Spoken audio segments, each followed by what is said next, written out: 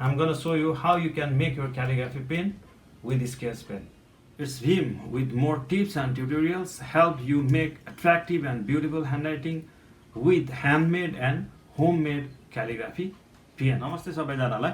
अब यहाँहरुको लकडाउन कसरी बितिरहेछ भनेर त अब सोध्नै परेन। सबैजनाको अब अहिले त अफिस छैन के छैन हैन, त्यही भएर सबैजना आफ्नो घरमा नै बिजी हुनुहुन्छ। स्वस्थ हुनुहोस्, राम्रोसँग बस्नुहोस् र बाँकी रहेको टाइमलाई चाहिँ आफूले चाहिँ अलिकति क्रिएटिभ काममा सदुपयोग गर्नु होला भनेर चाहिँ मैले यो भिडियो चाहिँ हजुरहरुकै लागि भनेर चाहिँ बनाएको छु। सो अब बाँकी डिटेल सबै भिडियोमा नै हेर्नु होला र नयाँ हुनुहुन्छ यदि यहाँहरु मेरो च्यानलमा भने सब्स्क्राइब गरिदिनु होला र पुरानोले चाहिँ मलाई लाइक, कमेन्ट र शेयर गरेर सपोर्ट गरिदिनु होला। धन्यवाद।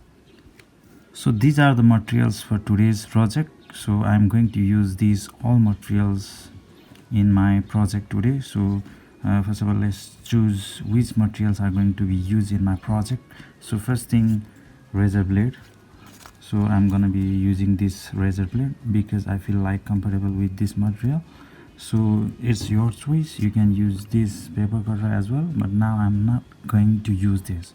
So you can use any other materials for cutting this sketch pen. So if you have that pen knife, you can use that pen knife as well. I'm going to be using this tissue paper also. So now I'm going to show you how to cut the sketch pen to make calligraphy pen. So I'm not going to use this all, so only one, this one I'm going to show you how to cut. So please follow the cut. You use this tissue paper while cutting this. Look at this, first side, cut this slightly like this.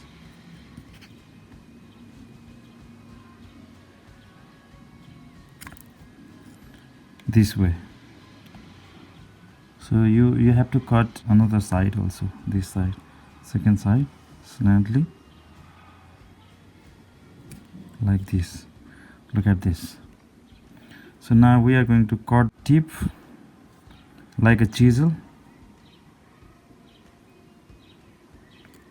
this way.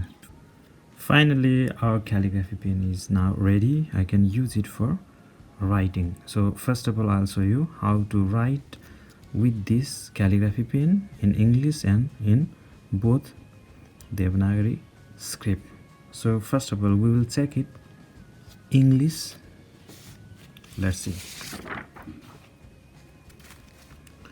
So first of all, let's check how we write.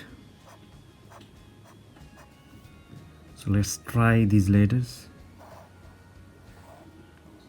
A, B, C, D. Now done, it's ready to write. So we can write few words like this. So let's write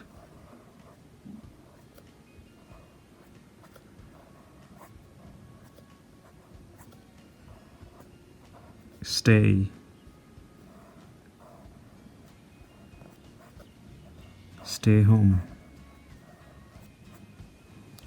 So let's write with another sketch pen. I have already made them.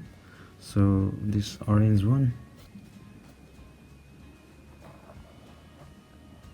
stay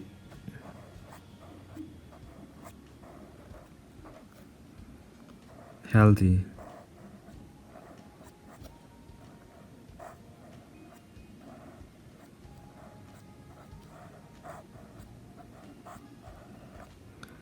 Now you also can try this type of handwriting by making calligraphy pen out of this sketch pen.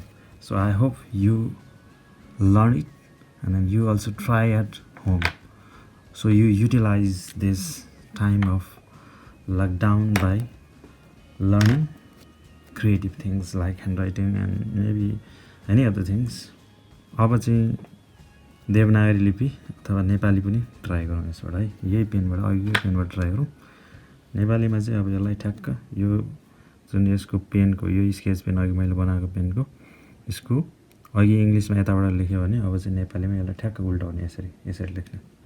अब यो पहिला try गरौँ, लाइनहरू तानी हेरौँ होइन, line तानी हेरौँ। र म पछि अहिले एकछिनमा अर्को देखाउँछु, म तपाईँलाई लेखेर देखाउँछु, म केही लाइनहरू लेखेर देखाउँछु। ल अब यो रेडी भइसक्यो, यो नेपाली पनि लेख्न सकिन्छ। अब नेपालीमा एउटा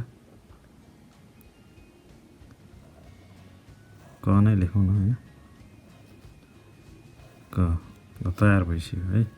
यसलाई अब लेख्नुभन्दा अगाडि चाहिँ यसरी सिकौँ, यसलाई ट्राई गर्ने यसरी लेखेर हेरौँ। सो अब म एकछिनमा तपाईँहरूलाई केही लेखेर देखाउँछु।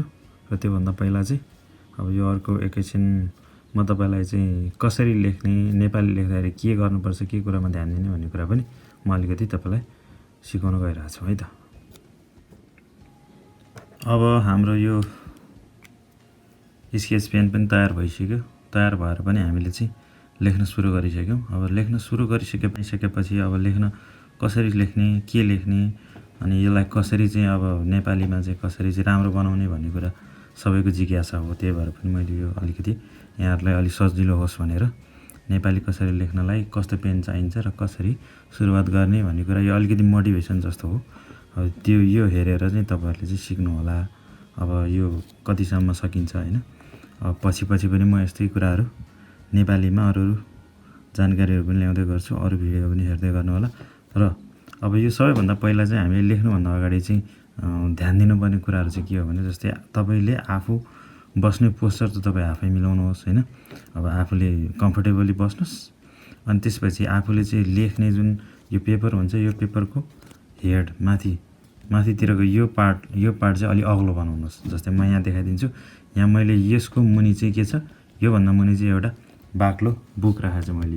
यो बाक्लो बुक, यो माथि चाहिँ एउटा हार्ड पेपर राखेको छु मैले। हेर्नुहोस् यहाँ, जस्तै हार्ड पेपर तपाईँले चाहिँ अब जे राख्दा नि भयो, सजिलो जुन हुन्छ। यो चाहिँ मेरो थेसिस हो। थेसिस भयो, अलिकति बाक्लो कडा।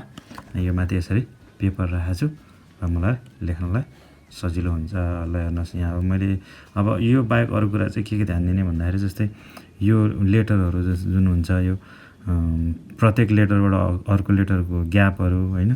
जस्तै सिधा लेख्नु पऱ्यो, सबै यतैतिर स्ल्यान्ट भएको छ भने यतै फर्काउनु पऱ्यो, उता फर्केको छ भने उतै फर्काउनु पऱ्यो होइन।